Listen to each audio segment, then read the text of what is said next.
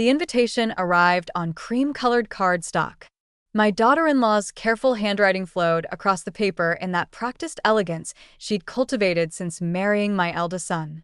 Please join us for dinner this Saturday at 7 p.m. We have something important to discuss. Don't forget to subscribe to the channel and comment where you're watching from.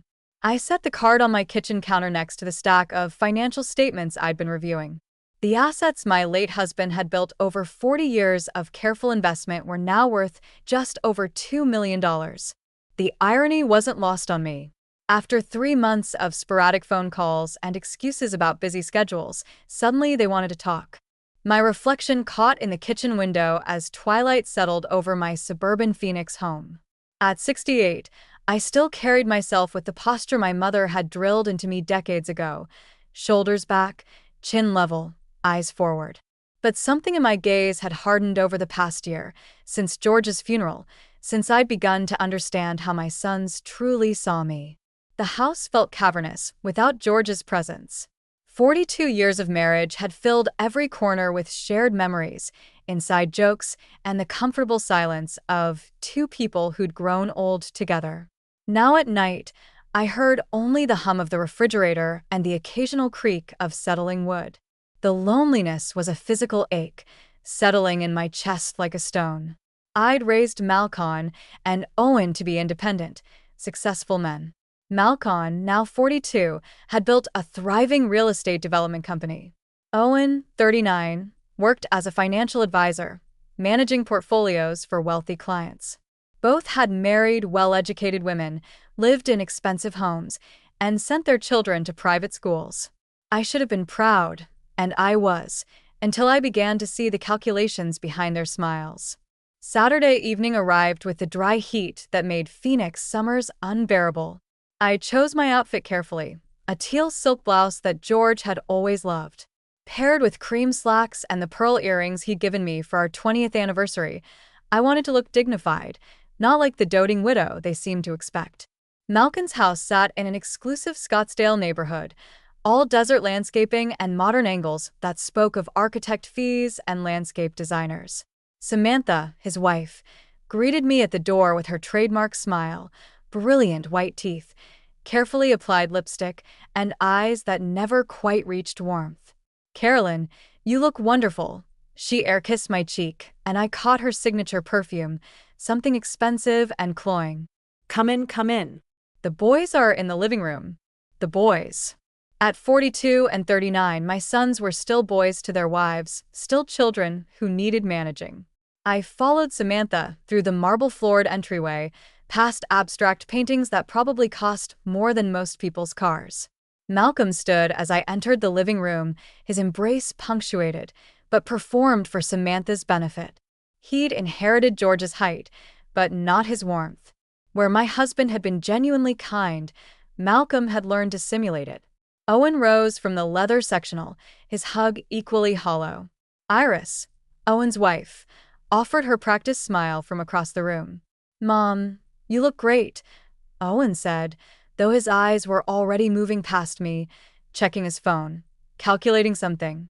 We made small talk over wine, Samantha's latest charity committee, Iris's yoga instructor certification, the grandchildren's achievements at their respective private schools. I sipped my Chardonnay and nodded at appropriate intervals, but my attention was on the undercurrents, the glances between spouses, the way conversations steered carefully around certain topics. Dinner was served in the formal dining room, crystal and china arranged with Samantha's usual precision. The conversation continued its polite dance until dessert arrived, a tiramisu that Samantha claimed to have made herself, though I recognized the distinctive plating from an expensive local restaurant. "Mom," Malcolm began, setting down his coffee cup with deliberate care. "We wanted to talk to you about your living situation." The stone in my chest grew heavier. I kept my expression neutral, years of social conditioning serving me well. "Oh." Samantha leaned forward, her smile reaching maximum wattage. "We've been so worried about you, rattling around in that big house all by yourself. It can't be healthy. The maintenance alone must be overwhelming," Iris added, her voice pitched to convey concerned sympathy. All those repairs, the yard work, the utilities. I'd been handling household maintenance for 42 years, had run a small bookkeeping business from home while raising 2 children, had managed our family's finances with meticulous care. But suddenly, according to my daughters-in-law, I was incompetent. We found the perfect solution, Owen continued, reaching for a brochure that had been conveniently placed nearby. Set Gardens is a beautiful senior living community. They have all kinds of activities, bridge tournaments, book clubs, exercise classes. Samantha's eyes practically sparkled. You'll love the new senior home. It has bingo nights. I took the brochure, its glossy pages filled with stock photos of silver-haired models laughing over craft projects and playing shuffleboard. The prices were listed on the back page, $4,800 per month for a one-bedroom apartment. Not coincidentally, almost exactly what my house would rent for. It's really the sensible thing, Malcolm said, his tone suggesting the decision had already been made. You'd have built-in companionship, medical care if you need it, no worries about home maintenance, and think of the equity you'd free up from the house, Owen added, unable to keep the financial advisor's gleam from his eyes. We could help you invest it properly. Make sure it lasts. The room fell silent except for the soft jazz playing through Samantha's expensive sound system. For pairs of eyes watched me, waiting for my response. They expected gratitude, perhaps some token resistance that they could gently overcome with reasonable arguments about my well-being.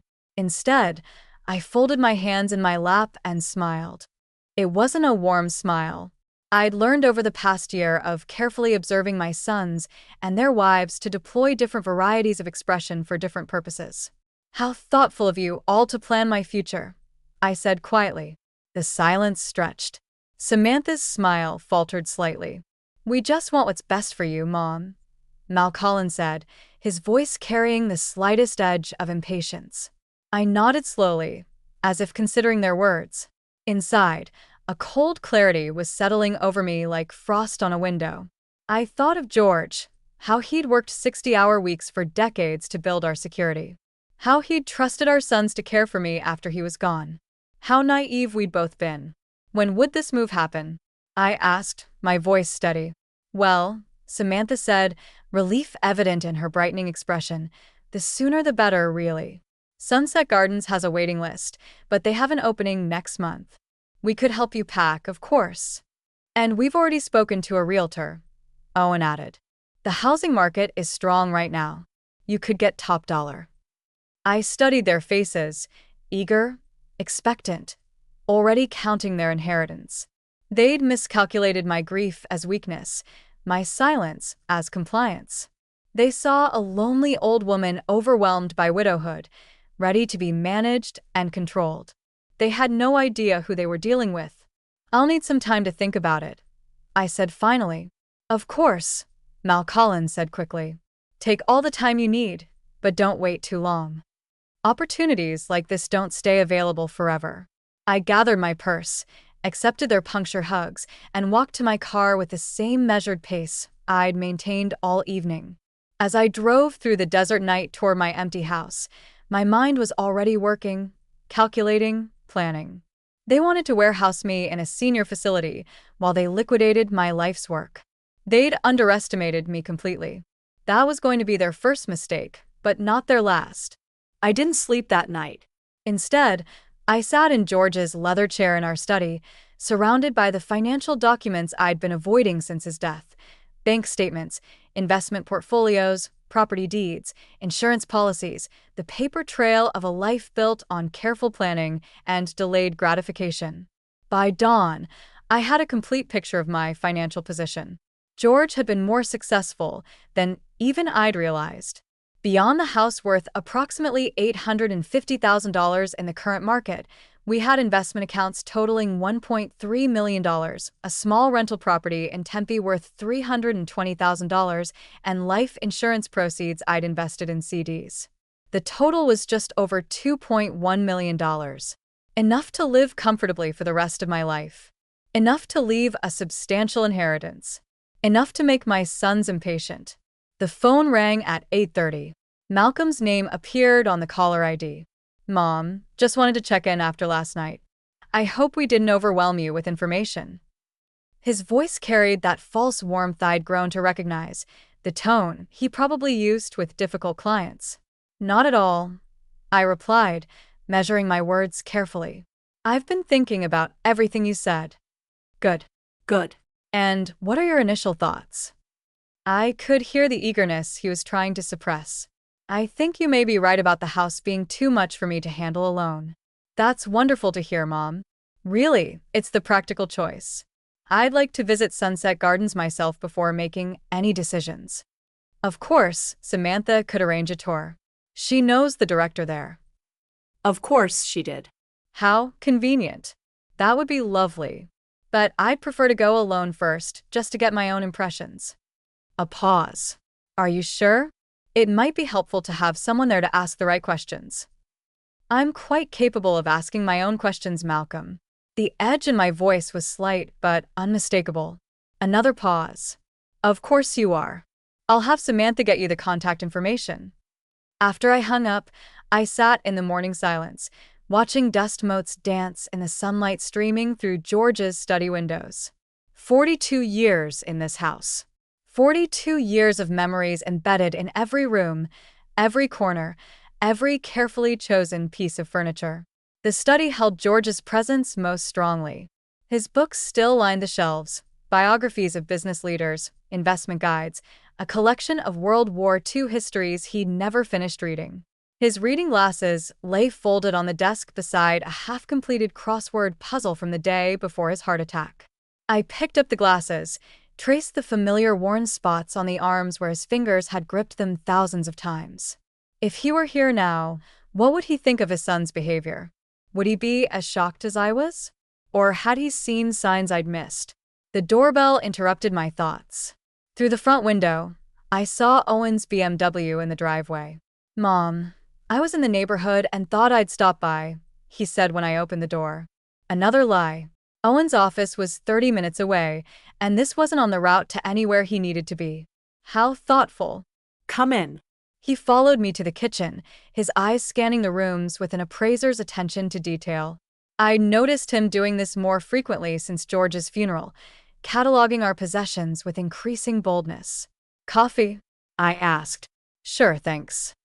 He settled at the breakfast table where he'd eaten countless meals as a child, where George had helped him with algebra homework, where we'd celebrated his acceptance to college. I prepared the coffee with deliberate slowness, using the time to study my younger son. Owen had always been the more transparent of my two boys, his emotions closer to the surface than Malcolm's controlled facade. Today, his leg bounced with nervous energy. So, he said as I set his cup down, Malcolm told me you're considering the senior community idea. I'm exploring all my options. That's smart. Really smart. He sipped his coffee, then looked around the kitchen again. This place holds so many memories. I know it must be hard to think about leaving. Yes, it is.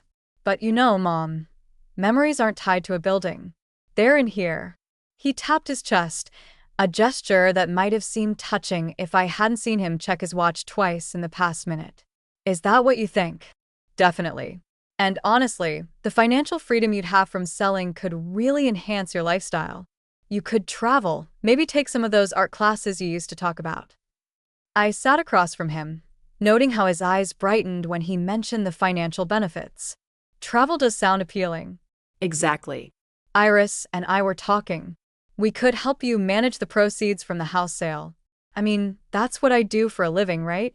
Family should take care of family. There it was. The real reason for his visit. You'd want to manage my investments? Only if you wanted me to. No pressure, but I could probably get you better returns than whatever conservative approach Dad was using. Conservative approach. George's careful, methodical investment strategy had built our wealth over 4 decades, weathering multiple market downturns through diversification and patience. But to Owen, it was merely conservative, code for insufficient, inadequate, leaving money on the table. What kind of returns are we talking about? Owen's eyes lit up. Well, I've got several clients seeing 15, even 20% annual returns with aggressive growth strategies, emerging markets, some cryptocurrency exposure. Cryptocurrency. I almost smiled. George would have laughed at the idea of gambling our life savings on digital tokens. That sounds very ambitious, I said carefully. The thing is, Mom, at your age, he caught himself, probably realizing how that sounded. I mean, given your current life stage, you want your money working as hard as possible. Because I might not have much time left to enjoy it. A flush crept up his neck. That's not what I meant, but it was exactly what he meant.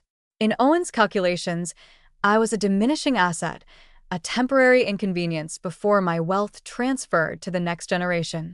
Better to take risks with my security, since he and Malcolm would ultimately benefit from any gains and wouldn't suffer from any losses.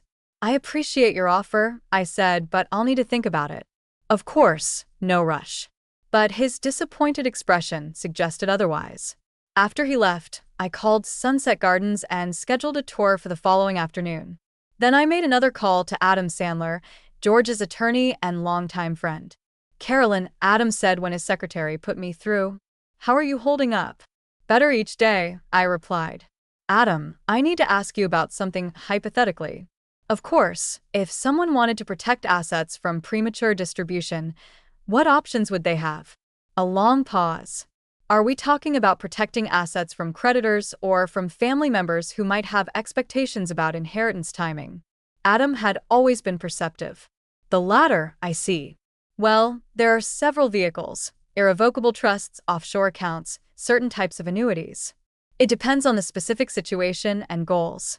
What if someone wanted to ensure their assets remained under their complete control during their lifetime, but also wanted to prevent others from pressuring them about financial decisions? That's very doable. In fact, it's something I recommend to many of my clients, especially widows who find themselves receiving unwanted financial advice from adult children. His tone suggested this was not an uncommon scenario. Could we meet sometime this week to discuss specific options? Absolutely. How about Thursday morning? And Caroline, whatever you're considering, I want you to know that protecting your financial autonomy is not selfish. It's sensible. Thursday morning couldn't come fast enough. The tour of Sunset Gardens that Wednesday afternoon was exactly what I'd expected. The facility was clean, well-staffed, and efficiently designed to warehouse aging bodies with maximum profitability. The activities director, a determinately cheerful woman named Barbara, showed me the craft room, the small library, and the dining hall with its scheduled meal times and assigned seating. We find that structure really helps our residents feel secure, Barbara explained as we passed a group of elderly people watching television in the common area. Several were asleep in their chairs. The apartment I was shown was pleasant enough. One bedroom, a small living area, a kitchenette with a microwave and two-burner stove, no full oven, no space for a proper dining table, no room for George's books or the piano I'd played for 50 years. It's very efficient, I commented. That's exactly the word we use. Efficient living for the next chapter of life, the next chapter. As if everything that came before was simply prologue to this final act of managed decline. That evening, Malcolm called. How was the tour? He asked. Educational. And what did you think? I paused, letting him wait. I think I understand now what you and Owen have in mind for me. We just want you to be safe and happy, Mom. Do you? Or do you want me to be managed and controlled? The silence stretched longer this time. I don't know what you mean, he said finally. I think you do, Malcolm. I think you know exactly what you mean. I hung up before he could respond, my heart racing with the thrill of finally speaking truth. For the first time since George's death, I felt fully awake, every nerve ending alive with purpose. Tomorrow, I would meet with Adam. Tomorrow, I would begin building the fortress that would protect everything George and I had worked for. And my sons would learn that their mother was far from the helpless widow they'd imagined. Adam Sandler's law office occupied the top floor of a modest building in Old Town Scottsdale, the kind of place that prioritized substance over flash. I'd always appreciated that about Adam. In a city obsessed with appearances, he focused on results.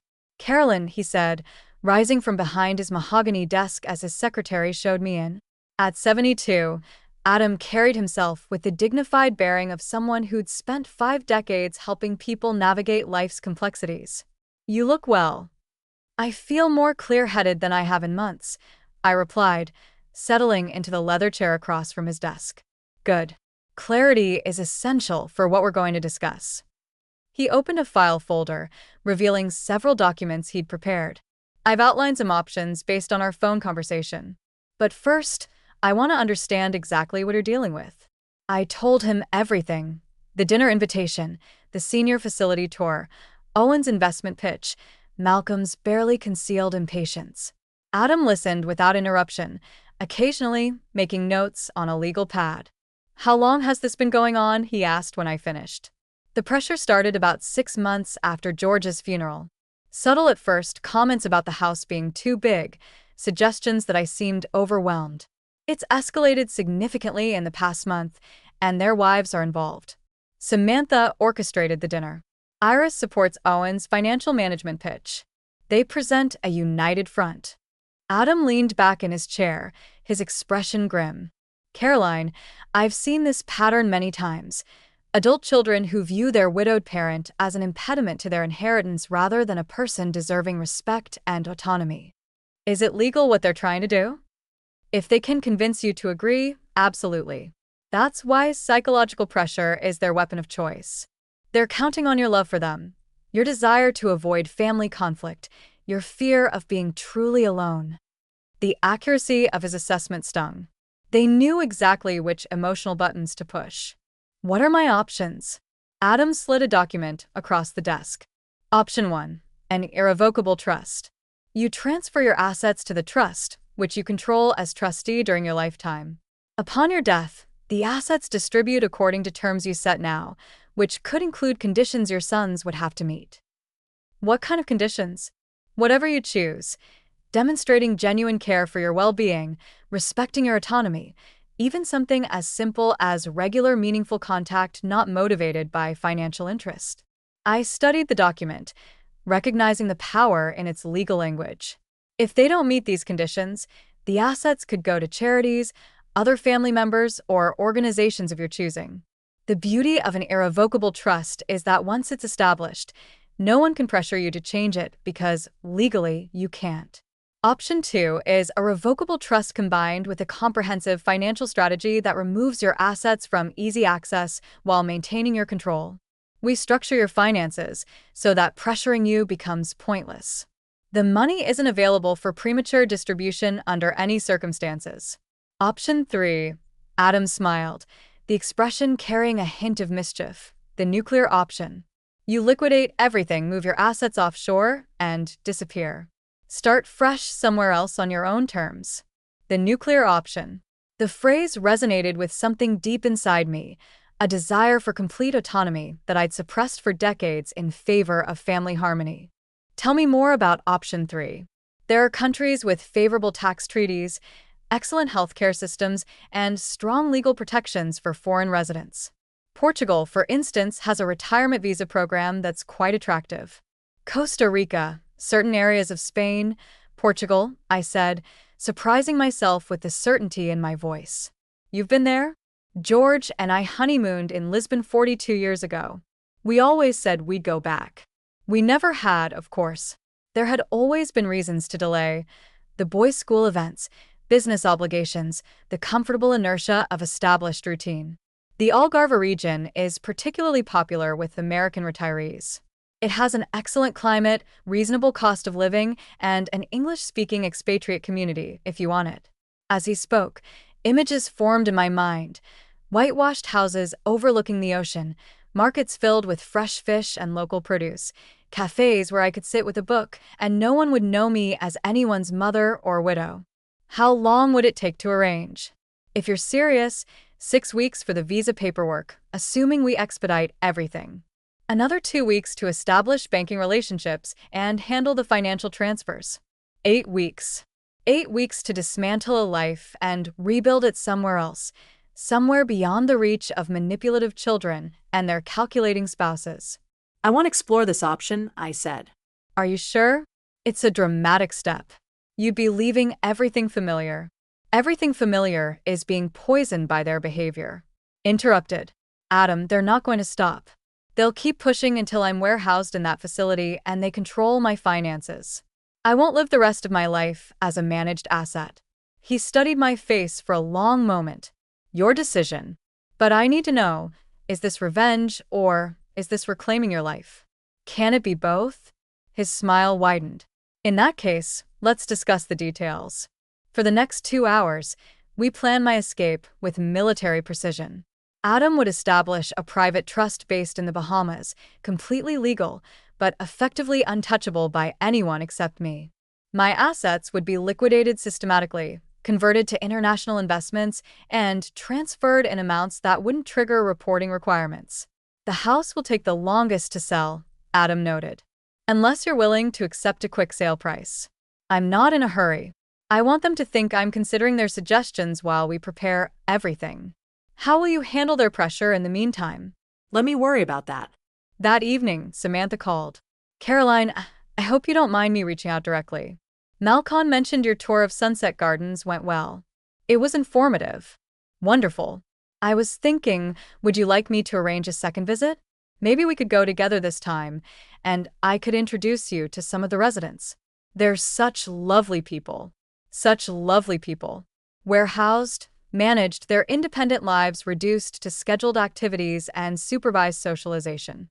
That's very thoughtful, Samantha, but I'm still processing everything.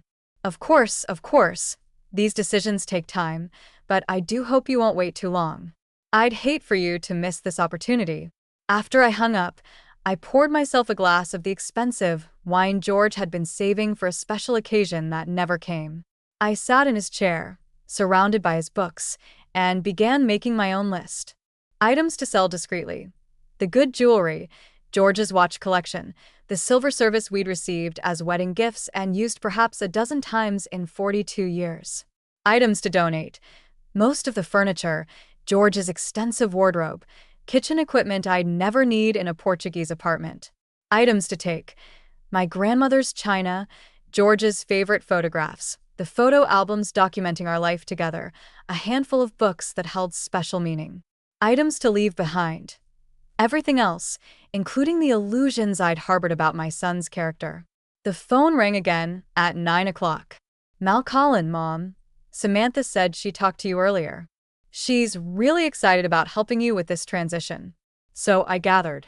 I know it's a big decision, but we really think this is the right move. And honestly, the sooner you sell the house, the better.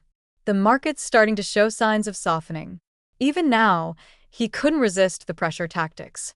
Malcolm, I've been thinking about what you said the other night about Sunset Gardens, about family taking care of family. His voice brightened. Exactly. That's what this is all about. I agree completely. Family should take care of family. The question is, which family members have actually been doing that? Silence. I'm not sure what you mean, Mom. When did you last visit me without wanting something? When did you last call just to talk? When did you last show interest in my well-being that wasn't connected to my housing situation or my finances? That's not fair. We've been busy, but that doesn't mean we don't care. Busy for 8 months. Too busy to check on your widowed mother, except when you need to discuss my living arrangements. Mom, you're being unreasonable. Unreasonable? The word men use when women refuse to be compliant. Perhaps I am, I said quietly. Perhaps I'm finally being unreasonable after being reasonable for 68 years. I hung up before he could respond. In the silence that followed, I felt something shift inside me. A loosening of bonds I hadn't realized had grown so tight. For decades, I'd prioritized harmony over honesty, peace over truth. I'd swallowed small hurts to avoid larger conflicts, accepted disrespect disguised as concern. No more. I walked to George's desk and pulled out the travel magazines he'd collected over the years, the ones filled with pictures of places we'd planned to visit someday.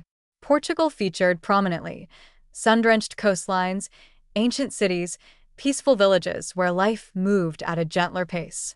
Someday had arrived. But first, I had a performance to deliver. The performance began the next morning with a phone call to Malcolm. I've been thinking about our conversation last night, I said, injecting just the right note of uncertainty into my voice.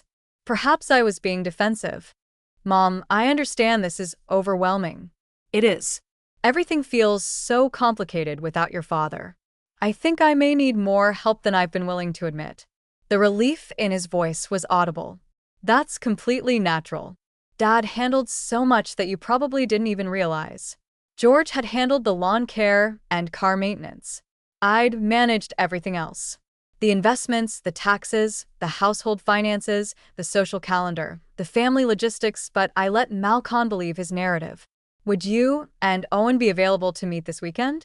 I'd like to discuss the practical aspects of making some changes. Absolutely. Saturday afternoon, we could meet at your house and go through some of the details. That would be perfect.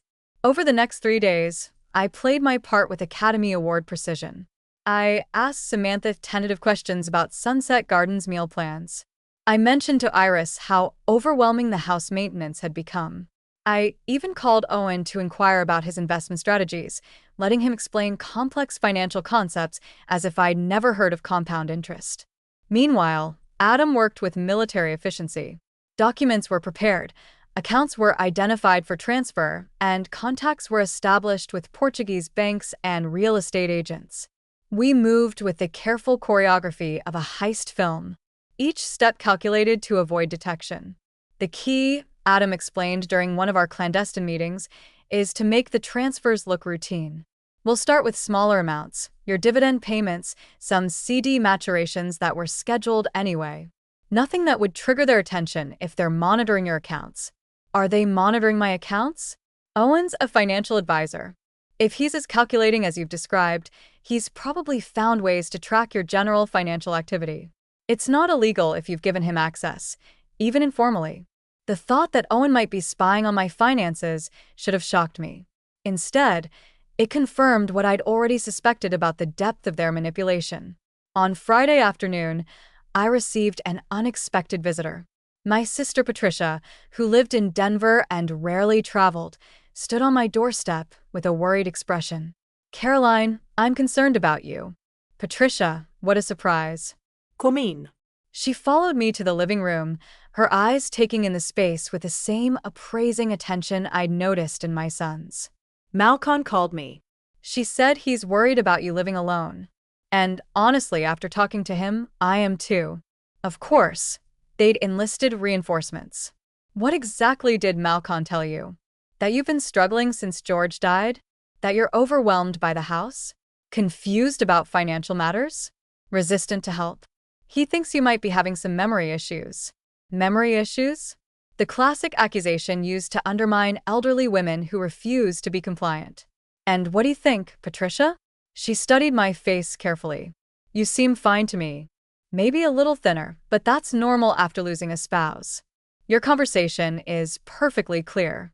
Then why are you here? Because Malcolm was very convincing. He painted a picture of a sister who was declining rapidly and too proud to admit it. He said, you'd been making irrational decisions, talking about selling the house and moving somewhere ridiculous. Ridiculous? He mentioned Portugal. Caroline, you don't speak Portuguese. You've never lived anywhere but Arizona and California. It would be completely impractical. I poured us both tea, using the time to consider my response. Patricia meant well, but she'd always been susceptible to male authority, always more willing to believe my son's than to trust her own observations. What if it's not impractical? I asked. What if it's exactly what I need? But why so far away? Why not somewhere closer, where family can help if you need it? Because family isn't helping, Patricia. Family is trying to control. She set down her teacup with a sharp clink. That's not fair. Your sons are successful men who want to take care of their mother. My sons are successful men who want to manage their inheritance while I'm still alive to facilitate the process. Caroline, how can you say such a thing? Because it's true. They don't call unless they want something. They don't visit unless they have an agenda. They've spent 8 months trying to convince me I'm incompetent so they can justify taking control of my finances. Patricia's face flushed. You're being paranoid. Am I? When did Owen last call you just to chat? When did Malcolm last visit without discussing your living situation or your finances? That's different. I'm not widowed. I don't need. Exactly. You don't need managing, so they don't bother with you either. The truth hit her like a physical blow. I could see it in her eyes, the recognition that her nephew's attention to me wasn't born of love, but of financial interest. "What are you going to do?" she asked quietly. "I'm going to live my life on my own terms for however many years I have left. And if you're making a mistake, then it's my mistake to make." After Patricia left, confused, worried, but unable to argue with my logic, I called Adam. "How are the preparations coming?" "Better than expected. The trust is established. The Portuguese visa application is in process, and I've identified a property management company that specializes in American expatriates. You could be settled in Lisbon within 6 weeks if you decide to move forward." "I've decided." Do it. "Caroline, are you absolutely certain?" "Once we start the major asset transfers, there's no going back without significant complications." "Adam, I've spent the last 3 days pretending to be the confused, helpless widow my sons want me to be. I'm tired of performing weakness to spare their feelings. Start the transfers." Saturday afternoon arrived, gray and overcast, unusual for Phoenix in October. Malcolm and Owen arrived together, both carrying legal pads and wearing the expressions of men preparing to close a difficult deal. Samantha and Iris came too, uninvited but not unwelcome. I wanted witnesses for what was about to unfold. "Mom, you look tired," Samantha said, her voice full of manufactured concern. "Have you been sleeping well?" "Well enough." We gathered in the living room, the same space where George and I had hosted countless family celebrations, where we'd opened Christmas presents and celebrated birthdays and anniversaries, countless milestones. Now it felt like a boardroom. So Malcolm began consulting his notes. "We've prepared some preliminary estimates for the house sale and identified several investment options for the proceeds." Owen opened his own folder, and "I've run some numbers on the assisted living costs versus your current expenses. The monthly savings alone would fund some really nice trips." They'd prepared charts, financial projections, even a timeline for the transition. The thoroughness of their planning revealed how long they'd been working on this scheme. "This is very impressive," I said, accepting their documents with apparent gratitude. "You've obviously put a lot of thought into my future." "We just want what's best for you, Mom," Malcolm said. "And what's best for the family overall," Owen added, "making sure resources are used efficiently." Resources. Not mother, not family matriarch, not the woman who'd raised them and supported their dreams. Resources. "I do have some questions," I said. "Of course," Samantha said brightly. "We want you to feel completely comfortable with the decision." "Who would handle the house sale?" "I've already identified a realtor," Malcolm said. "Someone who specializes in quick sales and my personal belongings." "We could help you sort through everything," Iris offered. "Decide what's worth keeping and what should be donated." "What about George's things?" "His books, his workshop tools, his collection of model airplanes." Glances were exchanged. "We thought we could distribute those among the grandchildren," Owen said, "as keepsakes. Distribute like party favors." "And if I wanted to travel before settling into Sunset Gardens, travel?" Malcolm's voice carried a note of alarm. "Mom, I'm not sure that's practical at this stage of life." "What stage is that exactly?" "Well, you're 68, and traveling alone can be challenging. Your father and I traveled extensively. I've never had any difficulty with travel." "That was different," Samantha said gently. "George was there to handle the logistics." George, who had always relied on me to book flights, arrange accommodations, and navigate foreign countries because I was better with languages and logistics. But in their revision of history, I'd been the helpless dependent. "I see." I set their papers aside and folded my hands in my lap. "So, your recommendation is that I sell my home, move into supervised housing, liquidate my assets for you to manage, and abandon any thoughts of independent travel or adventure?" "We wouldn't put it quite like that," Owen began. "How would you put it?"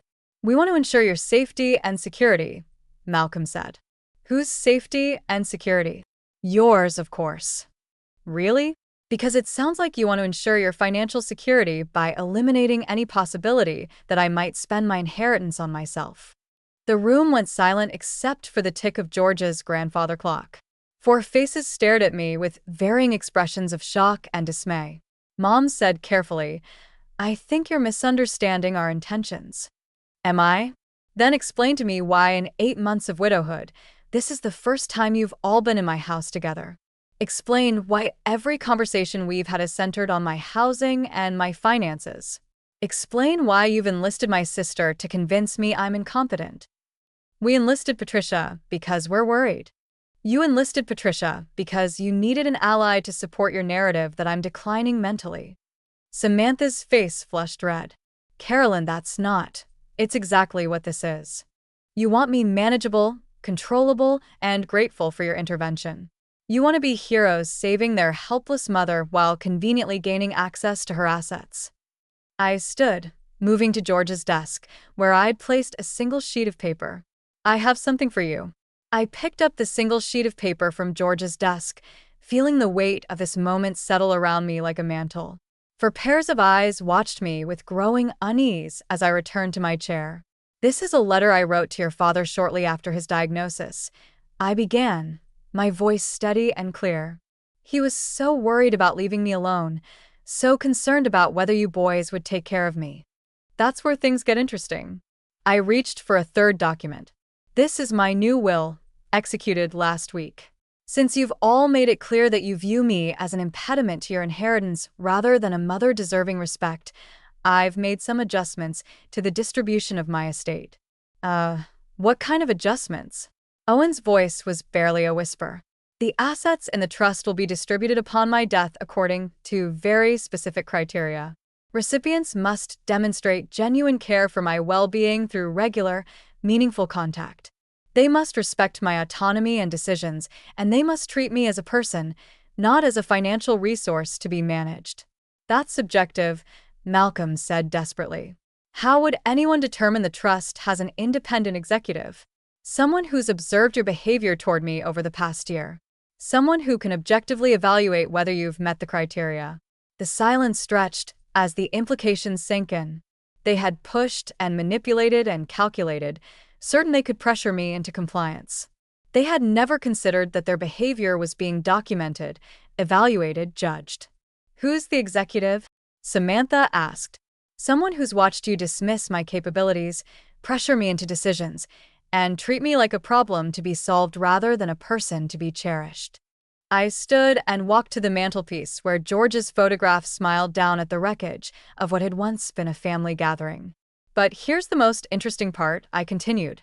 The trust doesn't just protect my assets from your manipulation. It protects me from having to endure any more of your false concern. What do you mean? Iris asked. I turned back to face them, feeling lighter than I had in months. I mean that as of next Tuesday, I'll be beyond your reach entirely. Are you moving to Sunset Gardens after all? Malcolm asked hopefully. No, Malcolm. I'm moving to Portugal. The words hung in the air like a detonation. 4 faces stared at me with identical expressions of shock and disbelief. Portugal? Owen repeated. The Algarve region specifically. I've purchased a small villa overlooking the ocean, the same ocean your father and I walked beside during our honeymoon 42 years ago. You can't just move to Portugal, Samantha sputtered. You don't speak the language. You don't know anyone there. I speak enough Portuguese to get by, and I'll learn more. As for knowing people, I'll meet them the way people have been meeting each other for centuries. It's amazing what you can accomplish when you're not being treated like an incompetent child. Malcolm's face had gone from pale to red. This is revenge. You're doing this to punish us. No, Malcolm. I'm doing this to save myself. The punishment is entirely of your own making. Save yourself from what? Owen demanded. From spending my remaining years being managed by people who see me as a burden. From being warehoused in a facility while you liquidate my life's work. From pretending gratitude for your intervention while you systematically strip away my dignity and autonomy. I moved to the window, looking out at the desert landscape I'd called home for 4 decades. I realized something these past few weeks. Your father didn't leave me alone. He left me free. Free to make my own choices, pursue my own dreams, live my own life, but you couldn't allow that, could you? You needed me controllable, manageable, grateful. We wanted to help, Iris said weakly. No, you wanted to help yourselves, to the house, to the assets, to the peace of mind that comes from having your inheritance secured and your mother safely contained. I walked to George's desk and picked up a manila envelope. These are copies of all the legal documents along with contact information for Adam Sandler. You're welcome to contest the trust. Though, I should warn you, irrevocable means irrevocable. The assets are beyond your reach regardless of what happens to me. When? Malcolm asked, his voice hollow. My flight leaves Tuesday morning. The house goes on the market Wednesday. The proceeds will be donated to organizations that support elder independence and combat elder abuse. Elder abuse? Samantha's voice was shrill. We never abused you. Financial exploitation, emotional manipulation, systematic undermining of competence. What would you call it? Owen slumped in his chair, as if I'd struck him. Mom, we love you. We were trying to protect you. Love doesn't scheme to separate someone from their assets. Love doesn't conspire to warehouse someone in institutional care against their wishes. Love doesn't enlist family members to support a narrative of incompetence. I stood before them one final time. These four people who had forced me to choose between my dignity and their approval. I choose dignity. The room erupted in protests, pleas, accusations. Malcolm demanded I reconsider. Owen threatened legal action. Samantha accused me of being vindictive. Iris predicted I would die alone and regretful. I listened to it all with the detached calm of someone who had already departed emotionally. Their words couldn't touch me anymore because I no longer needed their approval or feared their disapproval. I have packing to finish, I said when their voices finally faded. Adam has your contact information if you need anything else. One by one, they left. No hugs, no tears, no promises to visit me in Portugal. Their departure confirmed what I'd known for months. Their concern had never been for me, only for what I represented to their financial future. After the door closed behind them, I walked through the quiet house one final time. In the study, I packed George's favorite photographs and the letter he'd written me just before his death. The one where he'd made me promise to live fully in whatever time remained. Don't let them make you small, Carolyn, he'd written. You're stronger than you know, braver than you believe, and more deserving of love than they'll ever understand. If they can't see that, find people who can. Tuesday morning came bright and clear. I stood in my empty living room with 2 suitcases and a carry-on bag. Everything I needed for my new life reduced to essentials. The rest, furniture, dishes, decorations, would be handled by the estate sale company. The taxi arrived precisely on time. As we pulled away from the house where I'd spent half my life, I didn't look back. Some chapters ended not with resolution, but with liberation. At the airport, I bought a postcard showing the Phoenix skyline at sunset. I wrote carefully, my handwriting steady despite my excitement. The food here is better. Even the nights. I didn't sign it. I didn't need to. They would know. As my flight lifted off, carrying me toward an ocean I'd dreamed of returning to for 4 decades, I felt George's presence beside me. Not as grief, but as approval. I was finally living up to the promise I'd made him, the promise to never let anyone make me smaller than I was. Below, the desert spread endlessly, beautiful and harsh, and unforgiving to those who underestimated its power, just like me.